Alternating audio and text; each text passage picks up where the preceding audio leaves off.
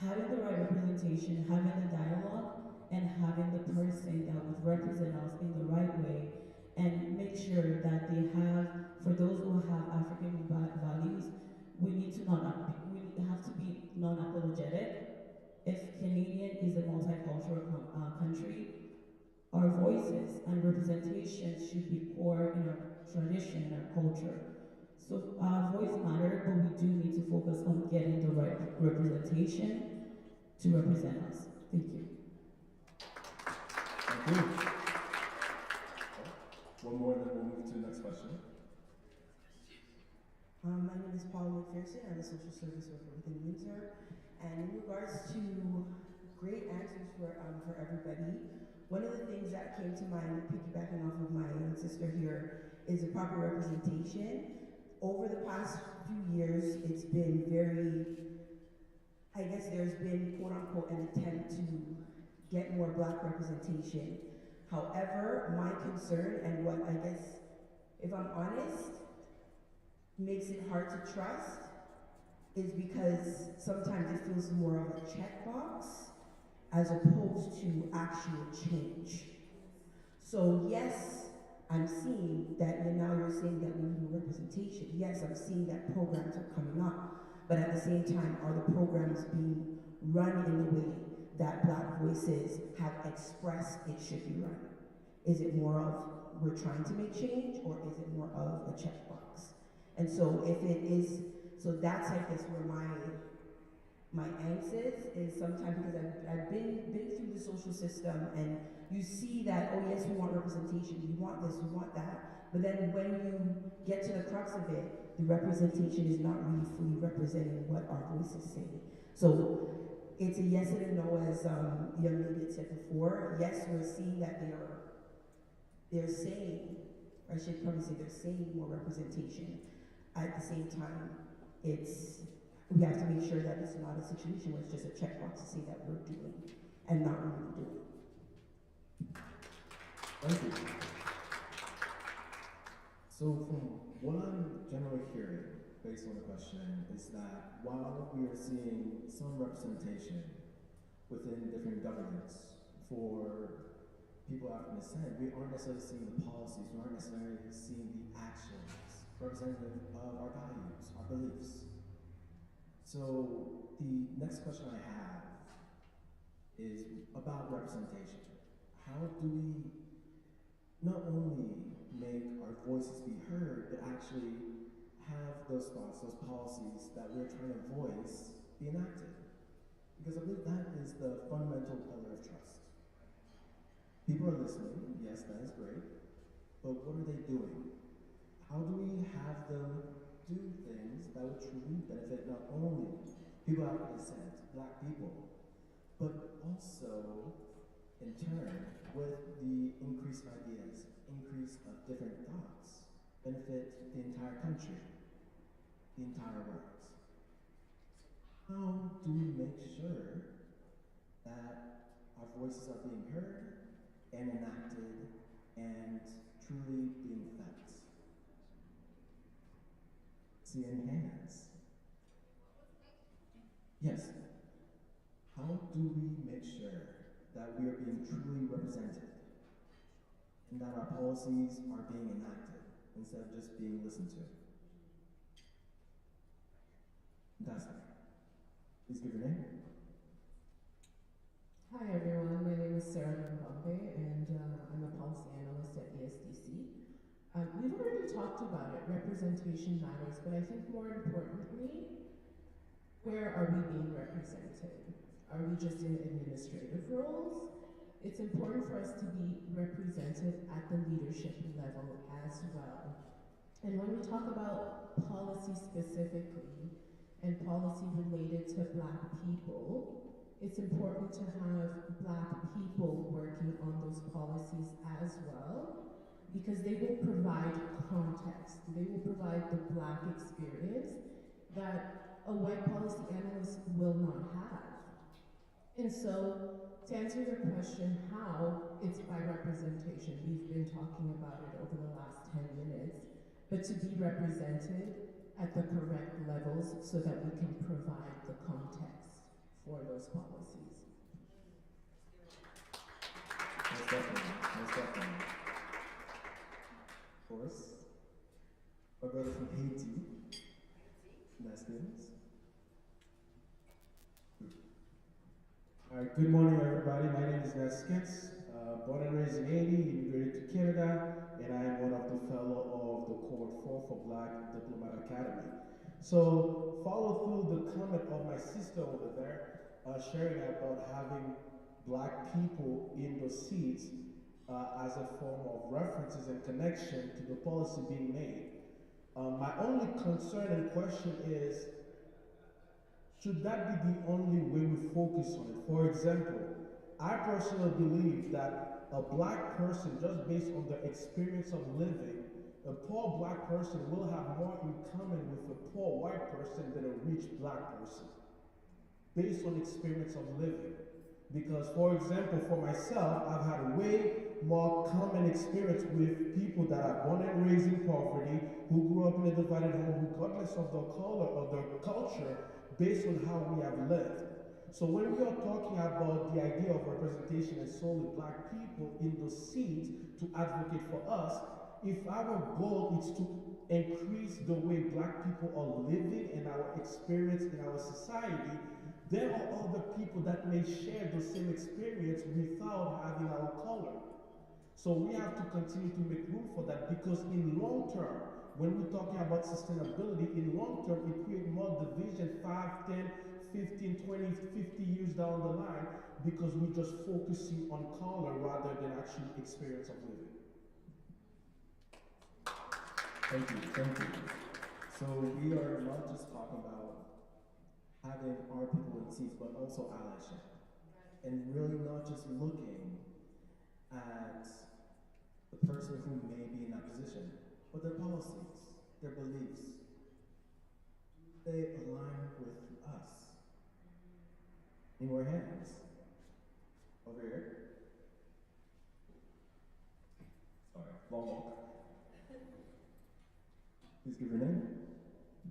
Hi, I'm Lisa Appia. I'm the manager of stakeholder engagement at Employment Social Development Canada, so Government of Canada. I think in order to influence the system, you need to understand the system. And that's one of the main things that I see as a challenge, even to understand that there's different levels of government, that there are certain things that are done by municipalities, by the provincial government, and then some are done by the federal government. What are those differences? If you have a need, there's a service that you need from the government, do you know who you need to approach? Before I was in this role, I used to work at old age security, and that's what really opened my eyes to realize that people don't really understand how government works. They know that they get a check for their senior, they get a pension, they get their checks for OAS, but they don't necessarily understand the implications around that. And that became really clear, especially during the pandemic, where a lot of seniors were impacted because of what was going on with CERB. But all this to say, if we really want to make a change and we really want to influence the system, then we need to understand it. Understand how legislation is made, how policy is made, have a good understanding of how your voice can be heard. If you want the voice to be heard, you need to understand what are the avenues in which you need to follow to be able to get your voice heard. So, yeah. Thank you so much. And, of course, founder of DYLOTT.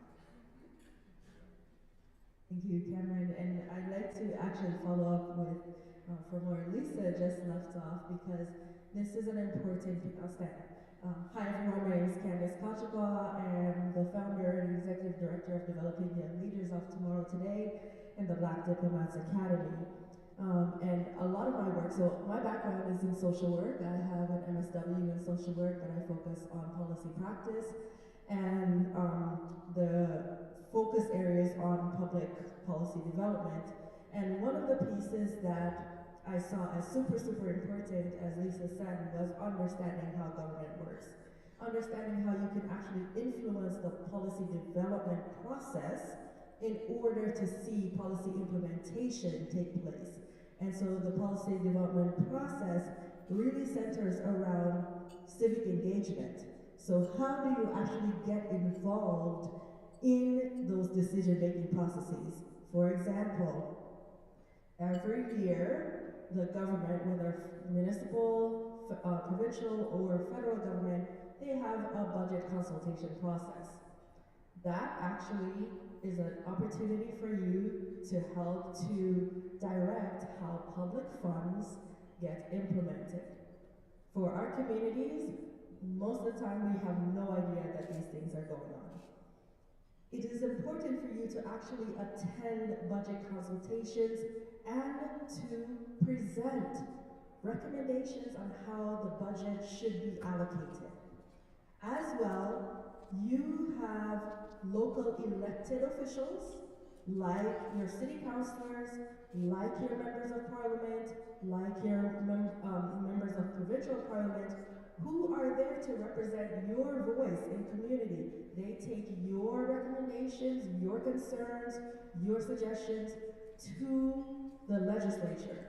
And when you are visible to them, when they know your face, when they know your voice, when they know what is of concern to your community, then you can say, did you keep your promise? Did you hear what I had to say? And I'm going to make my vote count. So this is how you continue to keep the conversation going about what you want to see happening. It is not okay for you to just say, government's not doing what they're supposed to. You have to help government to do what they're supposed to do. All right? Fantastic, thank you. And I got you. Your name? Good morning. My name is George Anthony Desmond, and I think one way in being involved, I would say, excuse me, is understanding your place as a citizen and availing yourself of the rights and responsibilities that position provides. And first and foremost would be voting. You know, at the end of the day, it is one of, you know, so much as, you know, Canada is a democratically strong country in that sense, where it is one way, like the ultimate way of making your voice heard is at the ballot box, because the numbers, when they count them up, they show and they determine what the power looks like. And kind of flowing from the conversation we've had is there are multiple levels of government that interact in different ways, and to the effect that, you know, sometimes we're blaming, you know, things on one level of government versus another. It's really understanding your rights and responsibilities at all of those levels, and, you know, being able to say, as a constituent, I'm making my voice heard at the ballot box, but also in terms of reaching out to your representative. You know, they're the representative because they are meant to represent you in these processes. And when you're looking specifically at democratic backsliding, you know, ultimately what that ends up with is people who feel that their voice does not matter. And you can point to specific things where they'll vote and that vote will not make it to the tally. You know, there's those kinds of barriers to making their voice heard. Whereas, you know, having that privilege here where, you know, we do have that strengthened system, making sure that the ones that we know work, you know, we're making use of them. Thank you. Thank you so much. And I just need to acknowledge this fact. Currently today in this room, we have multiple civil society organizations.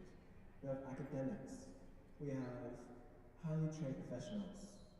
We have even dignitaries and diplomats. By a show of hands, or even just a nod, because not everyone likes raising their hand, I've noticed. Just joking, just joking, just joking. How many people have met at least half the room? A quarter of the room.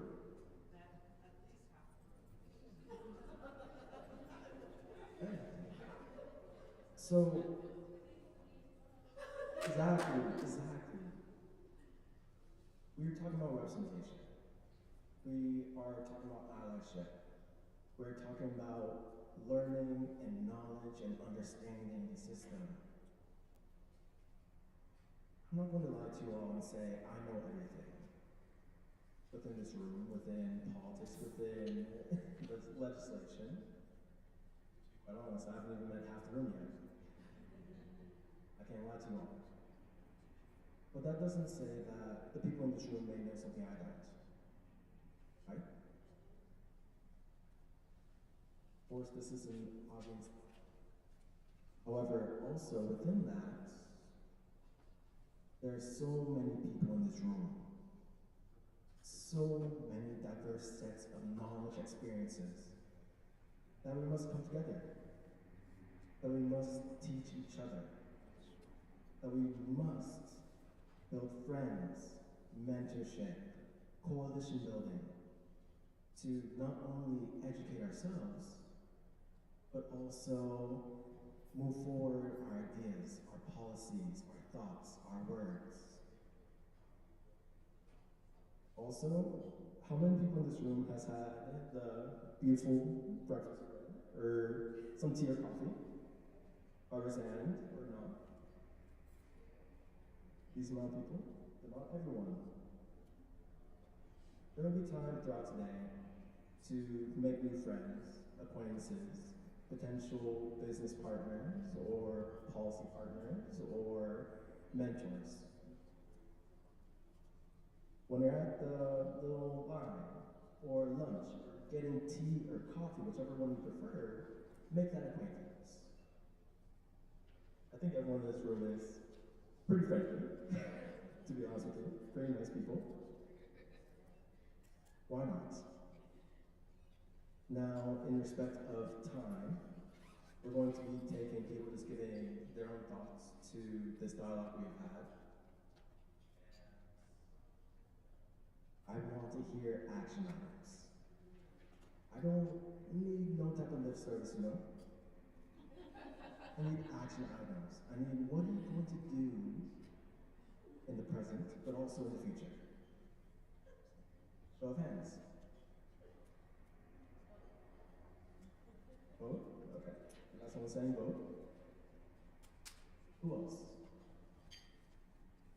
I know for me, I'm going to not be an introverted person. I'm going to meet people, exchange business cards, and truly connect. Yes, what are you going to do within the present and the future after having this dialogue, this conversation? And thank you. Hello everyone, I'm a student at university, and in the future, going forward, my goal is to build a school with a different mode of education. I think how we're taught to learn in Western institution is a Western perspective, and we can encompass so much more in what the youth are learning, how they can learn to think and solve problems. I don't think we're challenged in those ways in Western institutions. So I want to say I want to build the future of revolutionaries. That's my future goal. Thank you. Well, I did probably share around the work that I do. So professionally, I am an anti-bullying trainer and a personal development speaker that is mostly focused on creating non-toxic environment in community, in schools, and also in professional workplaces. So moving forward, there's really two aspects for me. When it's come to the Black community, a big part of my work focuses on unity, collaboration, responsibility, and accountability. And many times we talk about unity, and collaboration, but my focus of research and training development has been really what are the trainings that we can provide to one another? What are the ways when we get in the room that we can challenge one another to know the behaviors that do create unity, the behaviors that do create collaboration, the behaviors that continue to hold one another responsible and accountable to the way we perform. My current certificate is in the science of emotional intelligence, and I strongly believe from my experience that as Black people, especially the hurt Black people, we tend to be hyper emotional. coming from the country of Haiti that has gained its independence for over 200 years, that have 200 plus years of mismanagement. We can all talk about the outside attack, but the Haitian independence really speak to the world and show what is possible when black people gather up and work with one another. So moving forward, one of the things I'm continuing to do is reaching out to different embassy, African embassy or Caribbean embassy, to share about the work that I do, especially in creating unity and collaboration, and also providing this training to different community environment, so that at the foundation of it, black people can start working together and healing, which is extremely important, because when we're looking at our hurt in itself, there's a whole lot of intergenerational trauma that continue to be passed on. And if we are not getting the self-awareness of this behavior, we just continue to live in a cycle of it. Thank you.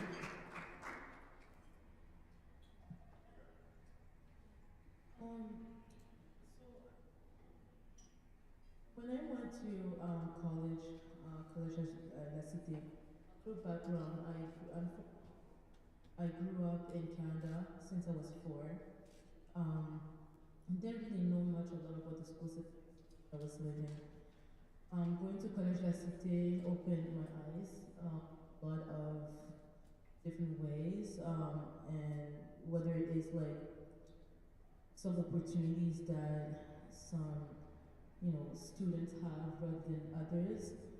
Speaking about like international students or even like students that come from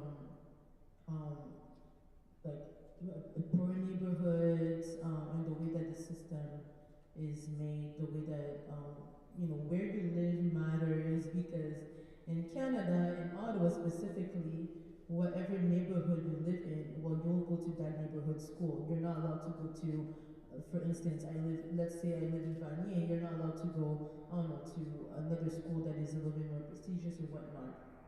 And there's a power in education and information. We're so lucky to be in this space, and to have a lot of knowledge. We are all what I like to call like human libraries, where we have different expertise, and there is a lot of strength in just sharing information. And I found out at La Cité, because I saw so much like pain, and injustice with lots of students, especially black students.